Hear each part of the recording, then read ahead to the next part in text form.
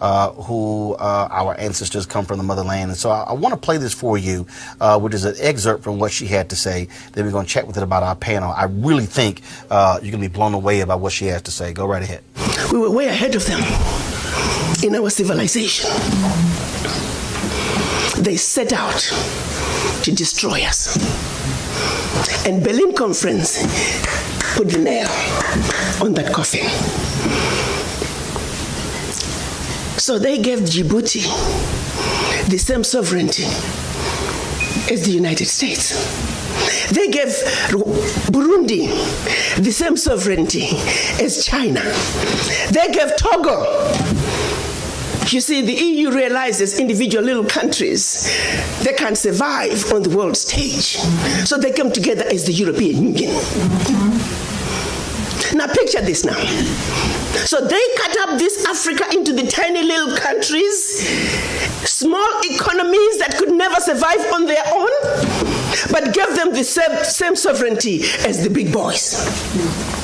So that way, when the little bitty countries go to the world stage for the purposes of development and discussing trade, they're wannabe boxers who are being thrown into the heavyweight boxing ring every day.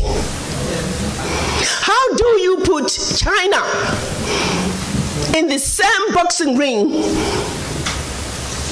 with Eswatini? Eswatini has 1.2 million people. China has 1.4 billion people. And you put them on the same stage and say, go at it, negotiate. Are you with me? Yes. This is insanity of the highest order. How have we allowed this carnage to go on? When Eswatini is thrown in the same boxing ring with China and Eswatini collapses before Eswatini even gets on the stage, the world says, well, Eswatini, what's wrong with you? Why can't you take care of your people? Well, China came in and said, Eswatini, give me all your gold or else.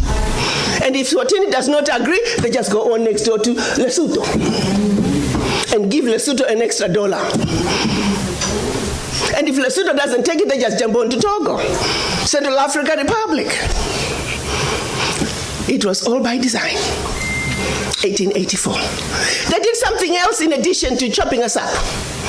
They also set out to make the African believe that everything African was bad and undesirable, and everything Western, particularly French and British, was more desirable. We call that the legacy of colonization. Prior to that, they had started long working on the slaves. Make them think everything about them, forget anything about Africa.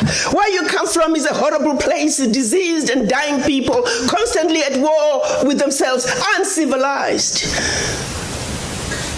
Cut out any communications with them. You need to just know what we tell you. And we call that the legacy of slavery.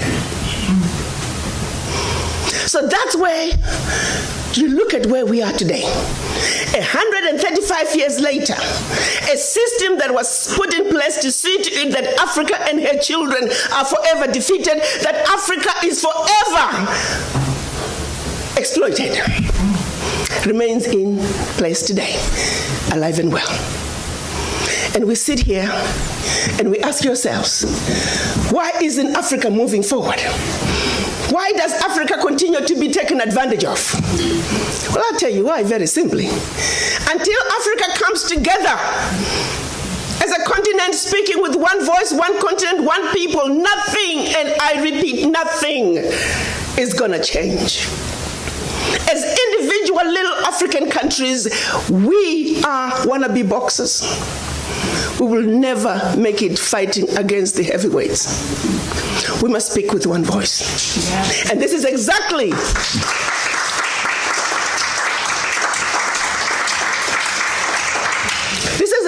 what our Pan-African leaders wanted to see happen in 1963 when they came together in Addis Ababa, Ethiopia. They clearly stated that Africa for the Africans at home and abroad, and that African Union was now.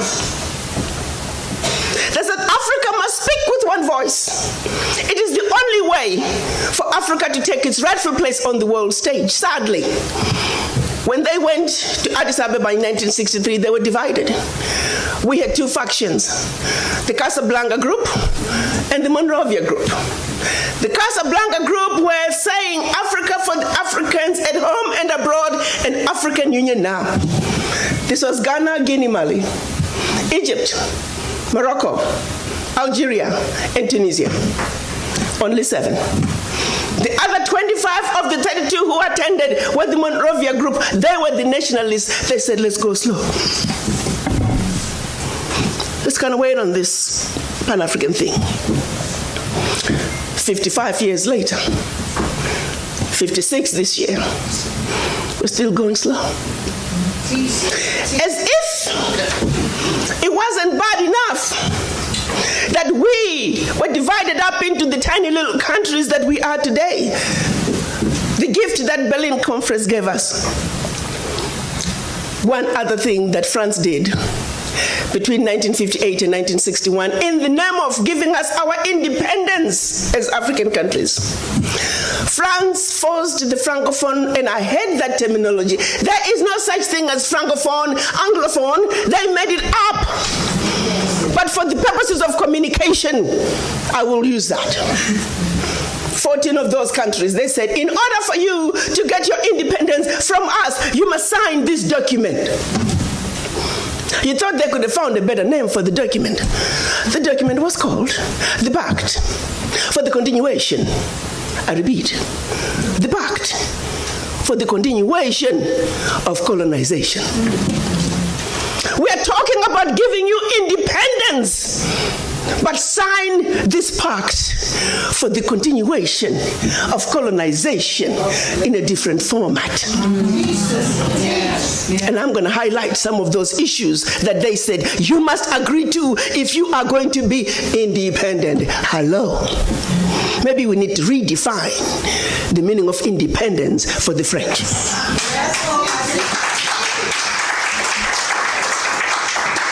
First, France said, you see, you monkeys, you don't know how to manage your money. We're going to demand that you deposit 85% of your bank reserves with the French Minister of Finance. Under the French Central Bank, under the control of the French Minister of Finance.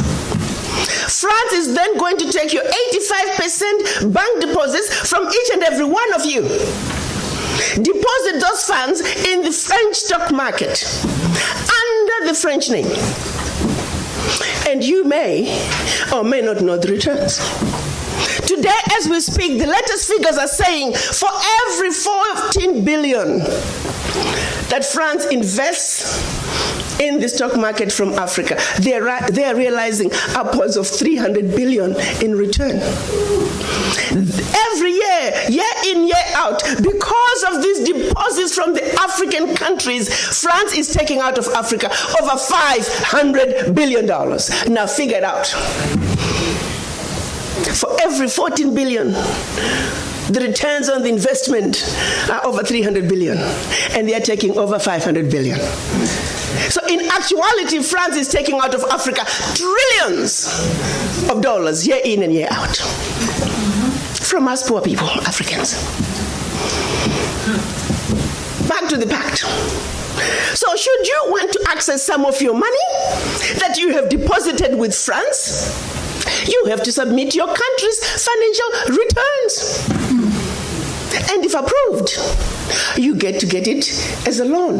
You can only access up to 20% of your money year in, year out as a loan at commercial interest rates. Your own money. As if that was not enough. They said all your minerals discovered, yet to be discovered, all your oil discovered, yet to be discovered. France and French companies have the first right of refusal. If there's anything left over that the French companies do not want, your people might have. To this day. They said you will only use the currency that we created for you because you're special Africans. We call it the CFA. There was the Central African CFA and the Western African CFA, same animal. And that France is the only one that can print it for you. 1958. Fast forward, they're still printing it for us. And if you start misbehaving, they just stop printing your money, and your country's in trouble. They also said your language of instruction shall be French, whether you like it or not. That France will have military presence in your country, that your military can only be trained by France, that you can only buy military equipment from France, that you cannot have any military alliance with your neighbor, and that in the event of war, your allegiance is only to France. And furthermore, because they have military presence in your country, they can invade you without notice should they feel that the interests of France in your country are being violated. Teach, sister, teach. Speak on, sister. Fast forward, 2019, nothing has changed. The same people who have the audacity to tell us that we are poor countries, they are taking trillions out of Africa every year. And what is the African doing? Like an obedient, programmed black man, we just give in. We know the facts, but we just do nothing about it. Now, you have to say some of the fears are real, because if France that has sold you inferior equipment to theirs, France that has trained your military to be inferior to their military, they are now in your country. They can invade you. They have the permission to do so. They can destabilize you. And then one might say, why is it that African leaders haven't done anything about this deplorable situation? Well, let me tell you, my brother and sister, they have tried. Documented to this day, 22 coups where leaders were assassinated. France had something to do with it. The first 7, when they decided they were pulling out of the CFA and that they were going to print their own money, they were assassinated. Every time an African leader has tried to do what's best for their country, they were assassinated. Majority of them aided by France. It's a known fact. And then others, they were just mercenaries who felt that when there was a natural resource discovered in one country, they wanted to create a coup. So while the country is thrown into a civil war, they're siphoning the natural resource. We know of one particular story that had we not known about it, it would have been, oh, there we go again, the Africans. In about 25 years ago, a group of young, rich white kids were having fun in Cape Town. They found out that there was oil in Equatorial Guinea that had just been discovered, and they wanted it. So they set out a plan to have a coup in Equatorial Guinea. So while the Guineans are busy fighting a civil war, they will be siphoning the oil. But they made one mistake. There were 2 planes. One was to leave South Africa, stop in Zimbabwe, pick up more ammunition on their way to hunt in Equatorial Guinea. Another plane was taking off in the Caribbean that had this puppet diaspora who was supposed to be the next president. Mugabe wondered why such young people needed such powerful ammunition to go hunt in Equatorial Guinea. In doing his research further, he found out that this was a coup in the making. He allowed them to land in Zimbabwe. They loaded their plane, and just before takeoff, they were all arrested. The ringleader of that group was none other than the son of the former Prime Minister of the United Kingdom, Margaret Thatcher. She had to fly to Zimbabwe and paid handsomely to get her son out. The last one of those prisoners left Zimbabwe about 6-7 years ago. Had these young people succeeded, it would have been another coup. There you go, the Africans again. Such, my brothers and sisters, is the story of your Africa. They don't do coups anymore. They simply create instability. So when you hear of an instability in an African country, ask yourself, what is really going on? Because what they are telling you is really going on is just a shiny object.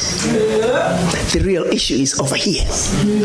And you need to stop before you start being used as an instrument of your own self-destruction. She's did it.